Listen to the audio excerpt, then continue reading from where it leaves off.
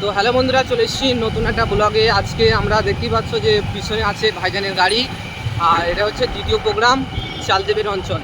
তো ভাইজানের সঙ্গে সারাদিন ঘুরছি, দেখতে পাচ্ছ জামা কামা সব ভিজে গেছে। তো চলো শেষ পর্যন্ত এই ভিডিওটা দেখতে থাকো, আশা করি এই ভিডিওটাও খুব ভালো হবে। তো শেষ পর্যন্ত ভিডিওটা দেখার অনুরোধ সবার কাছে, আর যারা কোনো সাবস্ক্রাইব করেনি সাবস্ক্রাইব করো।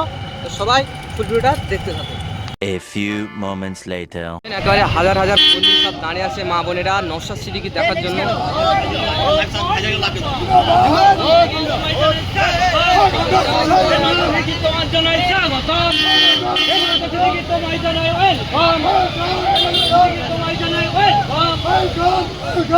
ভাইজান গাড়িটা এখানে রাখো।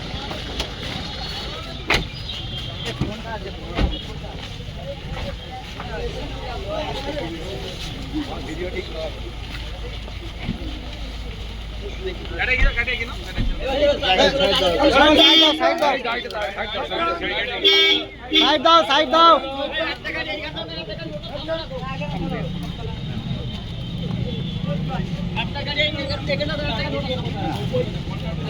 আসো।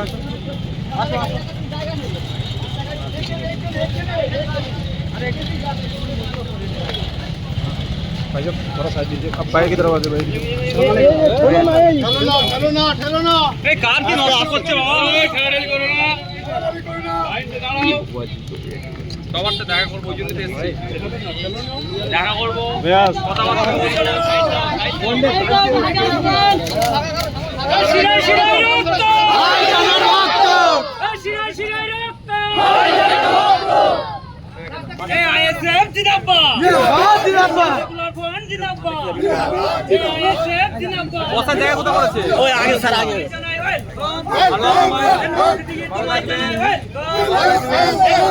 তোমায় জানাই স্বাগতম, তোমায় জানাই স্বাগতম।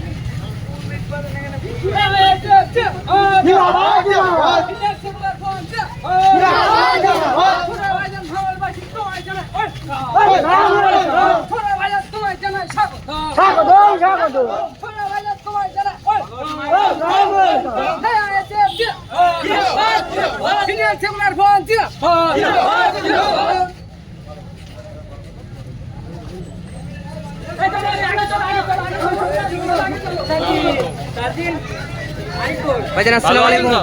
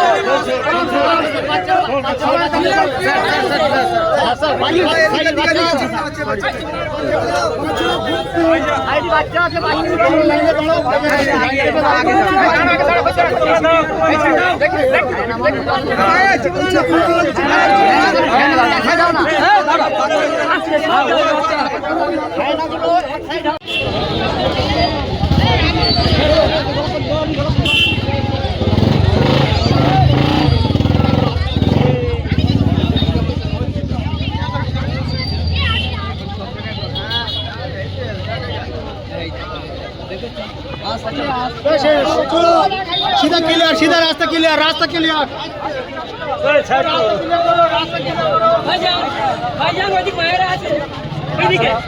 टाटा दाओ।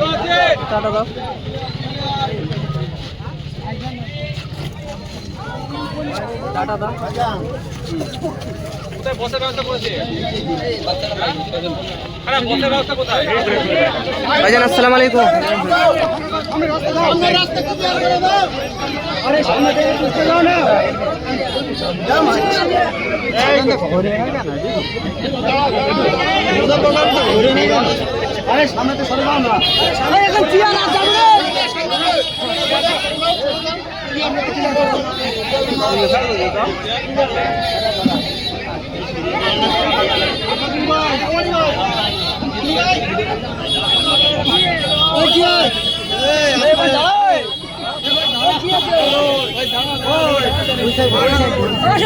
কেমন করছে না কথা?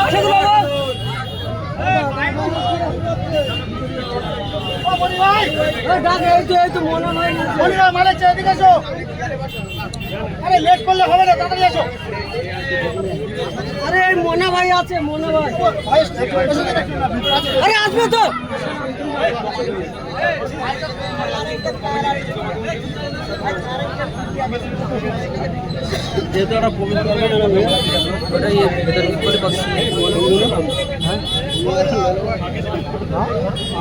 শিরাই শিরাই রক্ত,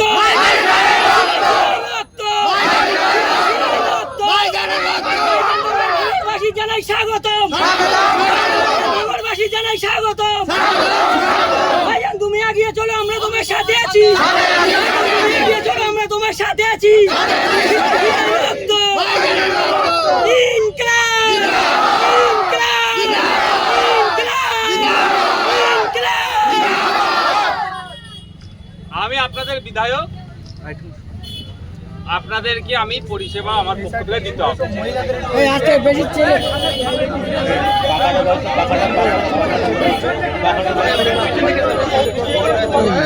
আমি এখানে উপস্থিত হয়েছি আইএসএফ এর নেতা হিসাবে নয়, আমি এখানে উপস্থিত হয়েছি ভাঙড়ের বিধায়ক হিসাবে।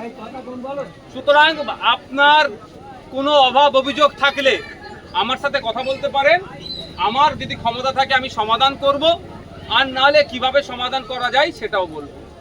আপনি তৃণমূল করতে পারেন, আপনি বিজেপি করতে পারেন, আপনি সিপিএম করতে পারেন, আপনি আইএসএফ এর ঘোর বিরোধী হলেও আপনি এখানে আসলে আপনার যে অভিযোগ আমি শুনতে বাধ্য। সুতরাং নির্দ্বিধায় যে কেউ আমার কাছে আসতে পারে, আমি বিধায়ক, আমি তাকে পরিষেবা দিতে বদ্ধপরিকর। কেউ যদি বলে তোরা আমাকে ভোট দিসনি, হ্যান করিনি, ত্যান করিনি, সেটা সংবিধান বহির্ভূত কথা বলে, ও দেশদ্রোহীর মতো কথা বলে। আমি যখন ভোটে লড়াই করেছিলাম 2021 সালে সংযুক্ত মোর্চা তথা আইএসএফ এর আমি প্রার্থী ছিলাম। এখন আমি লাগবে না, এখন আমি সংযুক্ত মোর্চা বা আইএসএফ এর থেকে আমার পরিচয় ঊর্ধ্বে গিয়ে আমি ভাঙড়ের বিধায়ক। সুতরাং ভাঙড়ের প্রত্যেকটা মানুষকে পরিষেবা দেওয়া আমার দায়িত্বের মধ্যে পড়ছে। আমার এখতিয়ারের মধ্যে পরিষেবা হলে আমি প্রদান করব। আপনারা জানেন 10 তারিখে, গত 10 তারিখে আমাদেরই ভাঙড়ের, আমার সাথে তার রাজনৈতিক পরিচয় আলাদা ছিল। এই মুখে না কথা বলে অনেক কাজ করা যায়। রাজনৈতিক পরিচয় তার আলাদা ছিল, থাকতেই পারে। আমাদের দেশের যে বিউটি, এটাই হচ্ছে তার প্রমাণ যে প্রায় 22 থেকে 2300 রাজনৈতিক দল আছে। সারা পৃথিবীতে যদি জোগাড় করা যায় অত দল পাবে না যত ভারতবর্ষে আছে।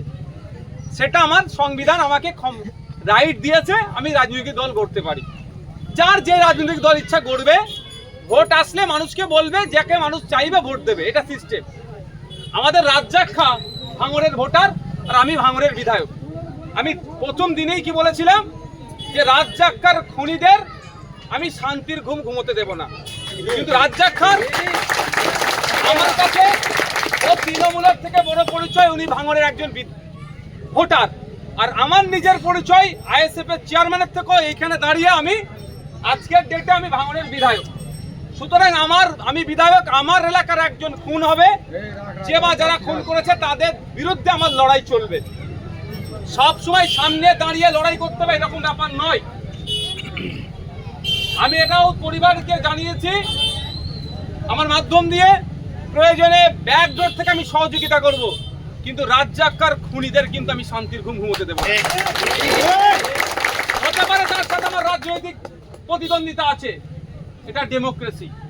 যাকে ভালো লাগে বিজেপি করে, যাকে ভালো লাগে তৃণমূল করে, যাকে ভালো লাগে আইএসএফ করে, যাকে ভালো লাগে সিপিএম করে, আরো অনেক দল আছে, ভালো যার লাগবে সেটা করবে। এটা আমার দেশ সেই স্বাধীনতা দিয়েছে, আমি এটা আটকাতে পারবো না।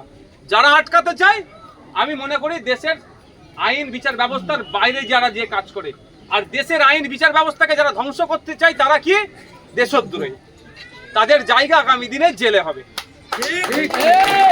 আজকে আমি একজন বিধায়ক হিসাবে আপনাদের সামনে উপস্থিত হয়েছি।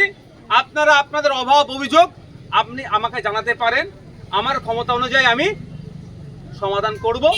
আর না হলে আমি যখন আইনসভার মধ্যে যাব, বিধানসভাতে গিয়ে সেটা মন্ত্রীকে বলবো যে চালতা বেরিয়ে এই প্রয়োজন আছে, এইগুলো দিতে হবে।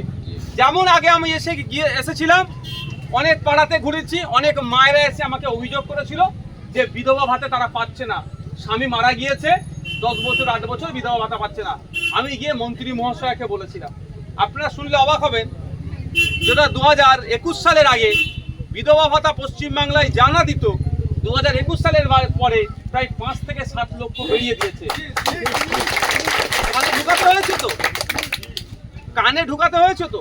আমি বিধানসভায় গিয়ে আমাদের ভাঙড়ের ছেলে মেয়েদের কথা ভেবে, যে আমাদের ভাঙড়ের ছেলে মেয়েরা সেটা তৃণমূলের ঘরের ছেলে হতে পারে, বিজেপির ঘরের ছেলে হতে পারে, আইএসএফ এর ঘরের ছেলে হতে পারে, আমার দেখার দরকার নেই। ভালো প্লেয়ার আছে প্রচুর, তারা শর্ট লেগে প্র্যাকটিস করতে যায়, টাকার অভাবে সবাই যেতে পারে না।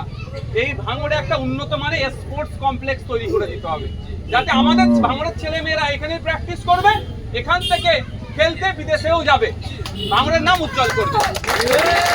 এই কাজে আমি করব। তো আমার হাতে ক্ষমতা নাই, আমার হাতে যদি ক্ষমতা থাকতো আমি এসে বসিয়ে দিতাম স্টেডিয়ামে। তো আমার হাতে যেগুলো আছে সেগুলো আমি দিচ্ছি, যেগুলো নাই সেগুলো মন্ত্রীকে গিয়ে বলছি। তো আপনারাও আমার কাছে আসতে পারেন, আপনাদের অভিযোগ আমাকে জানাতে পারেন, আমার হাতে থাকলে তৎক্ষণিক আমি সমাধান করব, আর না হলে এগুলো নোট করব। মন্ত্রী মহাশয় যারা সমাধান করার দায়িত্ব যাদের, তাদের কাছে আমি পৌঁছে দেবো।